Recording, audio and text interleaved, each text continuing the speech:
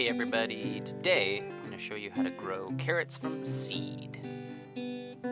So this is actually pretty easy to do even if you have a small area like I do. So I'm just using a basket that usually gets used for potatoes, but I'm going to try carrots.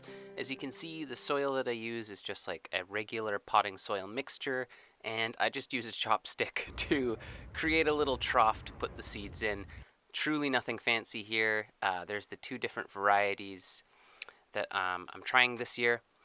And I'm labeling them because I always forget to label things and then I can't remember when I planted it and I can't remember what I planted. And I'm finally coming around to the idea to just have labels.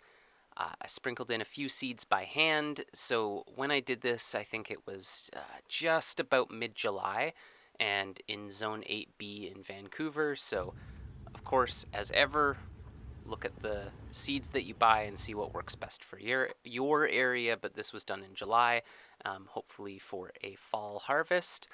It's finally gotten warm here during the summer. It's been quite cool so far, but everything started growing really quickly. One of the main things you need to think about when growing carrots is to always keep the potting soil as moist as possible. So this means sprinkling water at least once a day over it. If it's hotter, then obviously doing that more. But as you can see, even within a week, I already got seeds sprouting. So it makes a big difference planting things in summer when there's lots of available heat and sunshine to help things along. And there's my carrots. I will keep you posted when I actually have something to harvest.